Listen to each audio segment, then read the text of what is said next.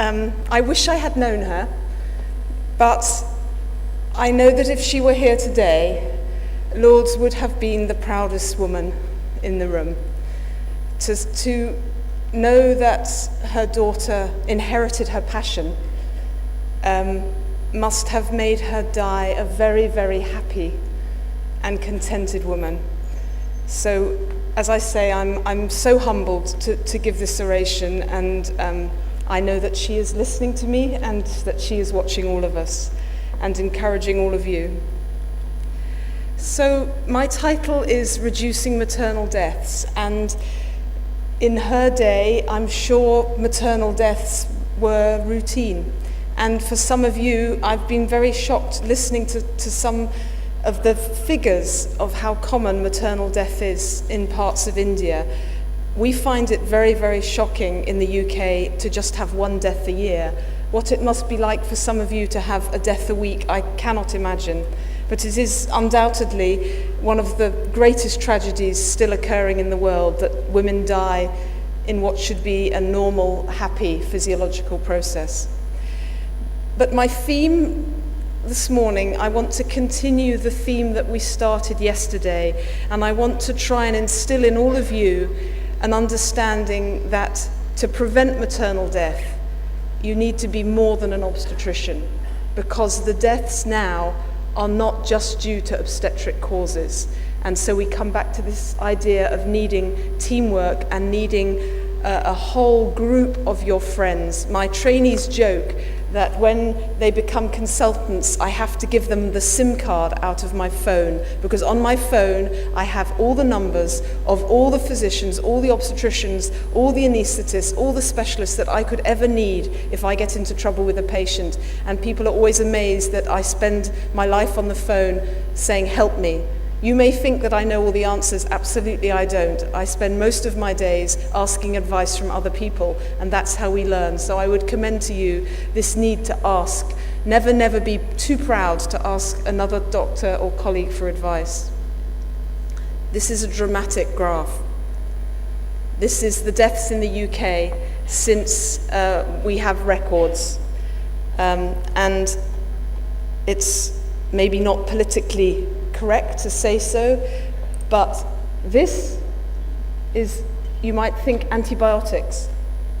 Yes, it's antibiotics that cause this, but also the legalization of abortion caused a dramatic fall in our maternal deaths. So you may think, well, why am I standing up here telling you all about maternal deaths in the UK? We've got rid of them. No, we haven't. We've made this dramatic effect, routine antenatal care. This is Semmelweis and the need to wash our hands, which is now routine for all of us.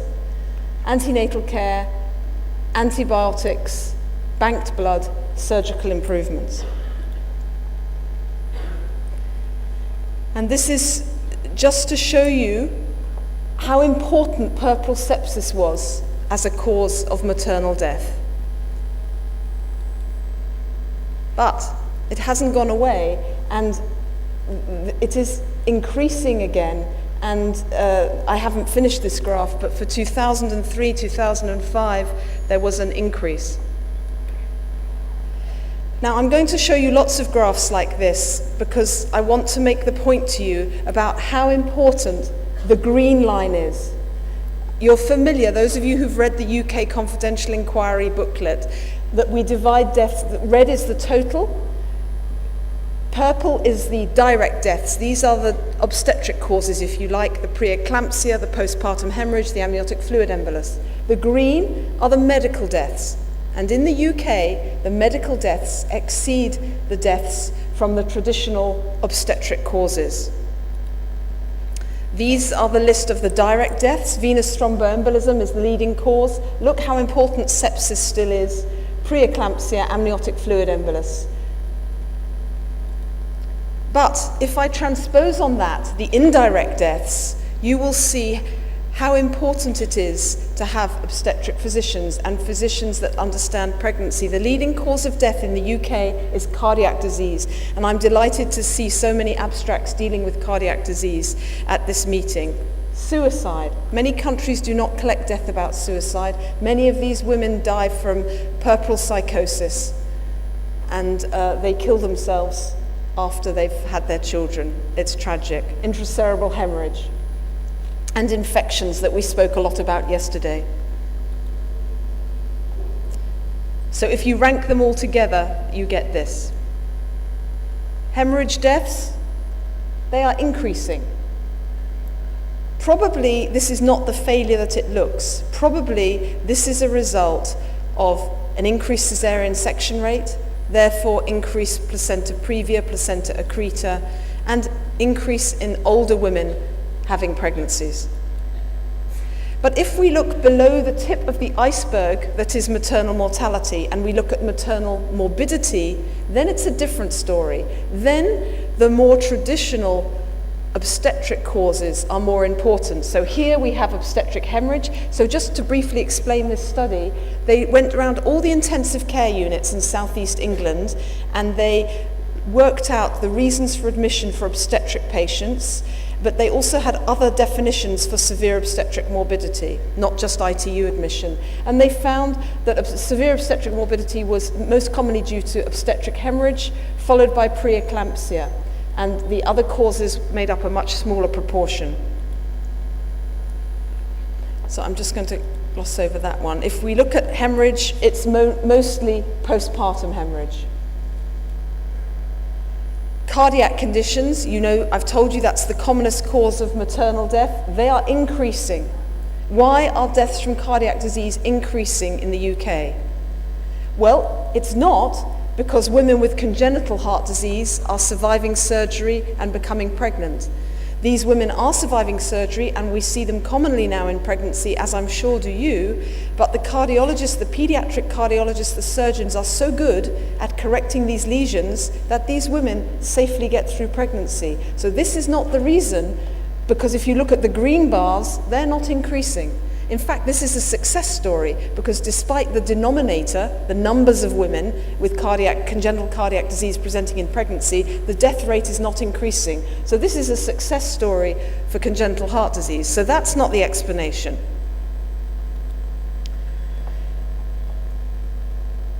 These are congenital, these are acquired, these are ischemic heart disease. So as Dr. Anjan was telling us this morning, it is atheromatous coronary artery disease that is killing pregnant women in the UK now. This is a huge increase in deaths from ischemic heart disease. This is a complicated slide, but it's a very, very important slide, so I'll just talk you through it. This panel here shows you the risk of dying from acute myocardial infarction in the UK for women, plotted against age. So as age increases, the risk of dying from ischemic heart disease increases. That hasn't changed from the period 2003 to 2005. This panel here shows you the same data numerically, but it compares 2000 to 2002 to 2003 to 2005. And it shows you that the risk increases with age, but the risk has not increased over time. The most important panel is this one down here. This shows you the percentage of maternities in the UK which are pregnancies in women aged 35 to 39 and women over the age of 40. And in the last millennium, 12% of pregnant women fell into this age group, 2% greater than 40. Look what happened in 2003 to 2005. It increased to 16% of our women were over 35 to 39 and 3% over 40. So I can't prove it to you, but I suggest to you that the increase in ischemic heart disease deaths is related to this curve, this whole curve shifting to the right in the UK pregnant population. It's simply a fact of increasing age of our mothers. What about immigration? If we took away all the migrant women in the UK, like the Conservative government is trying to do, then you take this curve here and you bring it down here. And you will be interested to see the ethnic distribution of our deaths. Most women who die in the UK are black African women. Not all of these women are migrant women. Some of these women are second or third generation migrants. But something about these women puts them at higher risk in pregnancy. If you look here at the Asian, Indian, Bangladesh, their risk is higher than the white women, but not as dramatic as the black African women. Again, many of these women will be first generation migrants, but not all of them. These women all speak English. This is not to do with problems of communication. But it's a horrific slide to have to show it. It makes me feel very embarrassed. We have the National Health Service. Care is free at the point of delivery. This is not to do with these women not being able to afford antenatal care or it not being there for them. It's to do with how they access that care, possibly how we treat them, or maybe the substrate. Maybe these women are at higher risk. Maybe they're at high risk because the prevalence of obesity is higher in this population.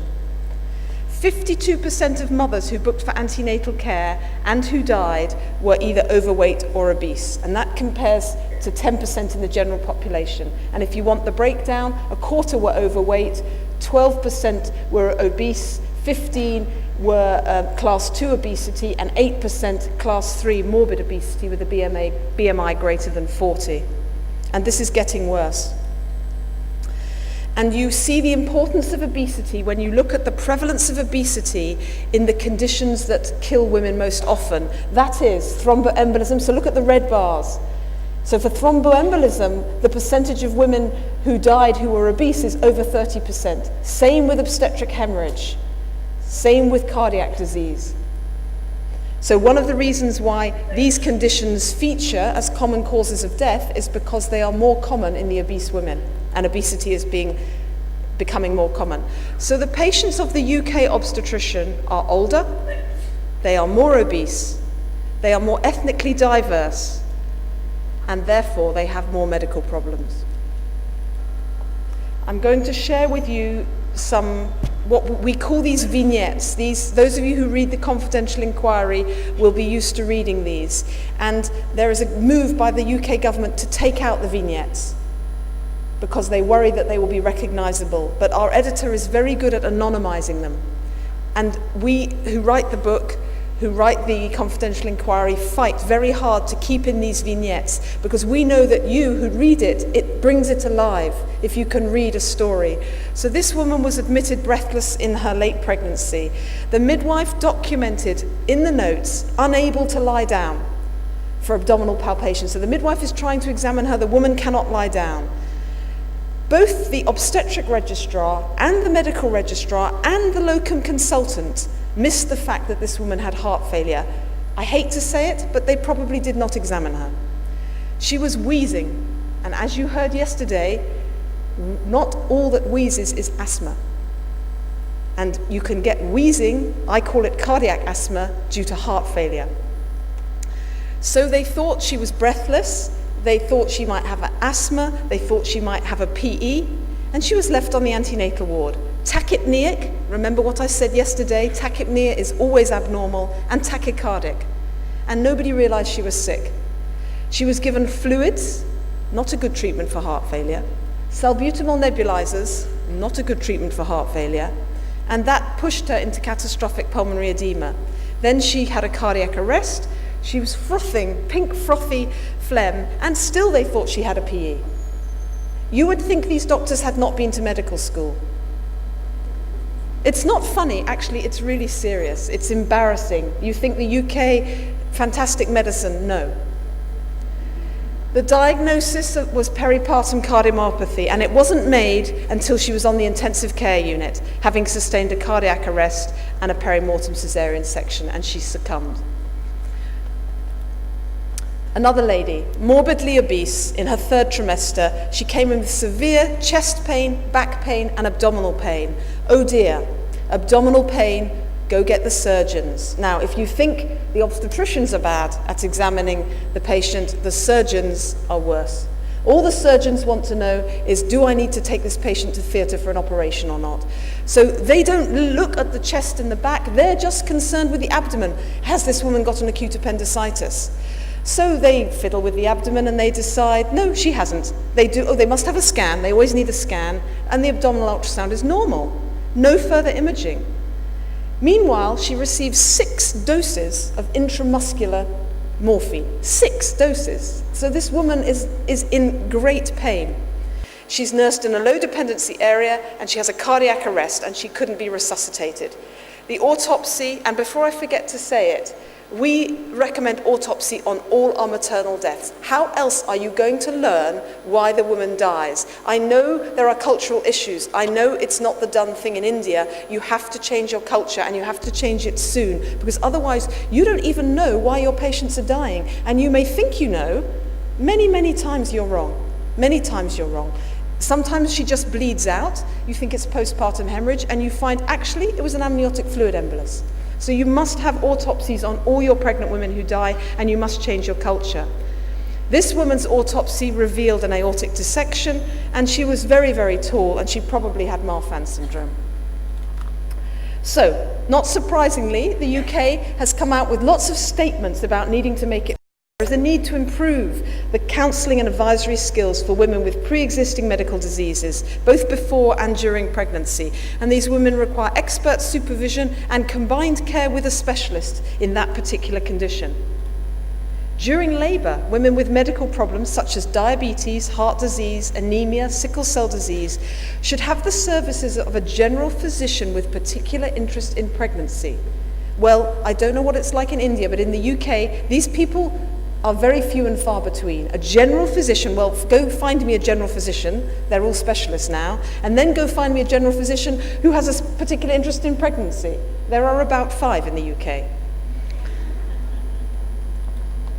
Tertiary centres who accept the care of women with medical complications in pregnancy must be staffed at consultant level by physicians with relevant specialised medical experience and knowledge of obstetrics. It's no good training these physicians if they can't speak. I call it speaking obstetrics.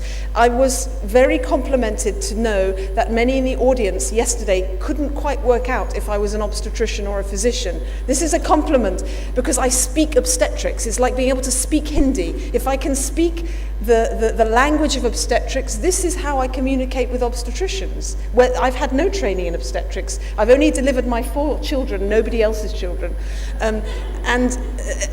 You wouldn't want me to do performing your cesarean sections. I hate the operating theatre. I'm terrible there. But I have to be able to speak the same language as my obstetric colleagues. So the physicians that work with you must not be afraid of the bump, must not be afraid of the x-rays and investigations and the drugs in pregnancy. But most importantly, they can't go around saying, 29 weeks, deliver her, unless they understand what that means to the obstetrician. They have to work with the obstetricians, otherwise they're not properly trained. More UK spin, more papers, more recommendations. Women with conditions such as heart disease, history of pulmonary embolus, epilepsy, diabetes, they need information and advice to ensure that their treatment is optimised and their health is maximised prior to conception. This is directly from the Department of Health, and they need general and individual information about taking medicines during their pregnancy. Where are they supposed to get this information? The general practitioners are very afraid to prescribe drugs in pregnancy. You've seen this recommendation before, I showed it to you yesterday, but the importance of this is that it was the first recommendation in the last published confidential inquiry, and it is recommending that all these women with chronic medical conditions have pre-pregnancy counselling. Can we deliver it? No. I mean, just take obesity. How many rupees do you think it's going to take to provide the medical care to provide every woman with a BMI over 30 with pre-pregnancy advice? It's not going to happen in this country or the UK or anywhere in the world. We have a working party on the standards for maternity care, and that also says, and pay attention now, because this says, okay, because it's very important you understand, you may think that I am accepted in the UK. The obstetricians in the UK do not support a training program for physicians. They don't think they need it. They think that the obstetricians can do it. So in this document, they say women with complex medical conditions must be offered assessment by a consultant obstetrician. All these conditions. Well, The consultant obstetricians in this country can perform a cardiac examination. The consultant obstetricians in the UK who were born in the developing world and trained in the developing world, or trained in the US where examination of the pregnant woman is routine, they can perform a cardiac examination. The consultant obstetricians in the UK who were born in the UK, went through the UK training system, they probably don't own a stethoscope. It's true. I hope none of them are here. This is the sort of window that I get into medicine in the developing world when migrant women come to the UK. So this is going to shock you, I think, as well. This is a previously well young immigrant woman. She was, in fact, Indian, I think. Very little English, booked for midwifery-led care. So she's low risk. Well, she's not. First of all, she's immigrant, so she's not low risk. She was admitted to the emergency department at the end of her second trimester, cough, breathlessness, and chest pain. Markedly hypoxic, tachycardic, and not unreasonably, they thought she could have a PE. The chest was clear, no murmur heard, and the junior doctor in the emergency department discussed the case with the obstetric trainee, who said, because the emergency department SHO wanted to know, can I give heparin? So the obstetrician asked a question, answered, yes, you can give heparin in pregnancy. Not, yes, you can give heparin in pregnancy, and would you like me to come and see this sick pregnant woman? No, yes, you can give heparin. So then the emergency department trainee rang up the medical trainee and said, asking, can I give an x-ray? And the medical trainee says, yes, says, no, you can't do an x-ray, she's pregnant. Now, had the doctor asked the obstetrician, can I do an x-ray? Of course the obstetrician would have said, yes, you can do an x-ray. But the medical trainee said no. And neither the medical trainee or the obstetric trainee came to see the patient. So here is this sick patient in the emergency department with a junior doctor in A&E. She gave low molecular weight heparin, but the patient deteriorated and she had a cardiac arrest. She was transferred to ITU. In ITU, and by the way, in case you think ITU is the only place we can get echocardiograms, it's not, it's just they have one on site. So she has an echocardiogram, and this echocardiogram suggested mild mitral stenosis with significant pulmonary hypertension and a pulmonary artery pressure of 55. She died the following day. That echocardiogram underestimated the degree of severity of her mitral stenosis. Was this an avoidable death? Yes. This woman was not examined at booking. Nobody listened to this woman's heart. Of course, when she's in A&E tachycardic, tachypneic, not even the best cardiologist in the world can hear the diastolic murmur of mitral stenosis when she's batting along that fast. You need to examine them before they get sick.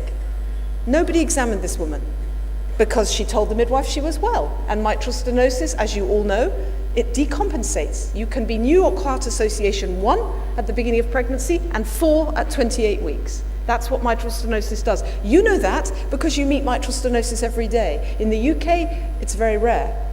So she wasn't examined at booking. She was not referred, as the advice says, to a consultant obstetrician.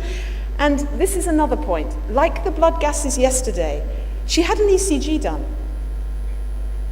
And the ECG was looked at by the A&E SHO, a very junior doctor. If the medical registrar had come down and looked at the ECG, they would have seen, because when I review the notes, I have the ECG. You didn't need the echo. The diagnosis was on the ECG. She had beautiful textbook P mitrale. So as obstetricians, you must know how to interpret an ECG, especially if it's hard for you to get an echo. ECG is cheap and easy.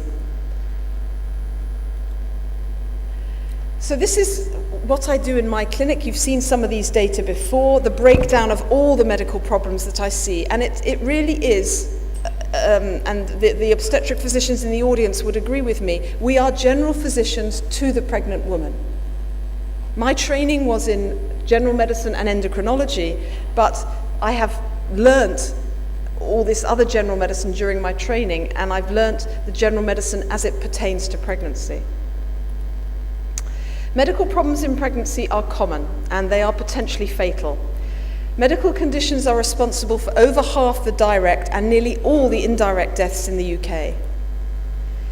The current training for obstetricians does not equip the trainee to manage medical problems in pregnancy. That's why I have a queue of 20 of you wanting to come and spend time with me. You don't have to come and spend time with me. You have to come and spend time in Fernandez Hospital, where you have obstetric physicians here doing what I do with the local population. It's no different from what I do. It's exactly the same. The concept here is learning from a physician about how to manage these medical problems in pregnancy.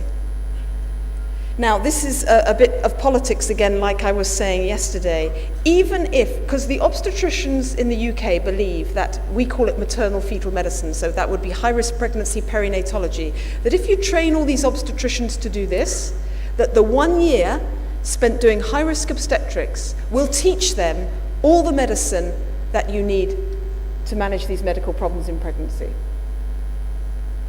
How can it? Obstetricians have not got MRCP. They're not trained like physicians, and even if they're the brightest person in the world, you cannot in 1 year make them a physician.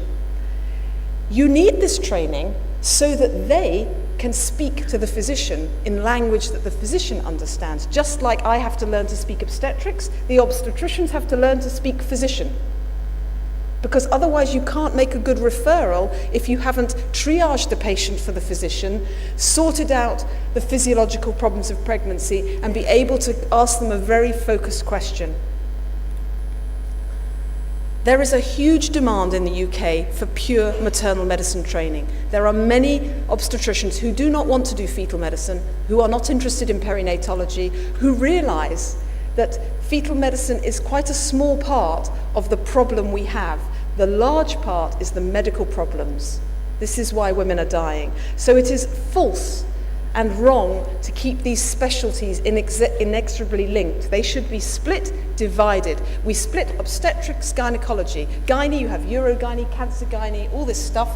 Obstetrics, you have maternal medicine, fetal medicine, and high-risk obstetric problems, your twins, your breaches, all these problems. That is how it should be organized. But nobody asks me for my advice. So, as I was saying, the need for maternal medicine specialists far outweighs the need for fetal medicine specialists. Now, the problem with private care is that the woman doesn't care about herself. She cares about her baby. And so women want scans. And scans cost money, and scans generate money. And fetal medicine is big bucks. 4D ultrasound machine or an echo machine. What's going to make me more money? The 4D ultrasound machine, because the women will come and they will want their scan and they will want their video. And if you're into business, go with fetal medicine. If you're into saving mothers' lives, buy your echo machine and buy your cardiologist. You will do much more good that way. I'm sorry to the fetal medicine experts in the room. So what are the solutions? Well, I think that all obstetricians need to have a basic knowledge of medical problems in pregnancy. But the core training currently as it is just very basic. Put up your hands if you're, the physicians in the audience and the anaesthetists don't take part. I haven't said the question yet. She put up her hand. Put up your hands if you're an obstetrician. All the obstetricians, put your hand up. Put down your hand. Wait a minute, I haven't said. Put down your hand if you are not confident to spot P. mitrale on an ECG. You're either very honest or scared that I'm going to produce an ECG and ask you to prove it.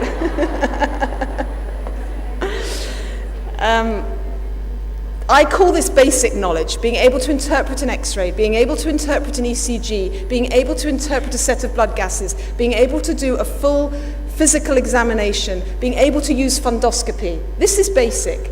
But in the UK, and I don't know what it's like here, the obstetricians come and say, oh, I can't quite see the back of her eyes. Can you come and do it for me? What does this ECG show? I can't interpret the chest X-ray. Shame on you. All obstetric units need to have at least one obstetrician who has a particular expertise in maternal medicine, high risk of pregnancy. This does not need to be an MFM specialist. This person does not need to have fetal medicine training. They need to have maternal medicine training. And all tertiary units, all referral centres should have access to a specialist obstetric physician. So I think that maternal and fetal high-risk pregnancy perinatology should split. And I think we should view obstetricians as primarily physicians. Secondly, as surgeons. And we need a few radiologists to do the ultrasounds, by which I mean we have radiologists. Why is it that obstetricians have developed fetal medicine rather than the radiologists? It's a bit quirky. It's a bit like, why do cardiologists blow up balloons in coronary arteries instead of the interventional radiologists? I've never quite understood it. Maternal medicine is the study and practice of medical problems in pregnancy. It provides expert care for women with medical disorders, which may predate the pregnancy, coincide with the pregnancy, or be specific to pregnancy. I love this picture, and I want to end by saying thank you to Fernandez Hospital for inviting me. Thank you to Dr. Evita and all the dynasty of Fernandez for giving me the honor to deliver this oration, and thank you all for being so attentive and listening.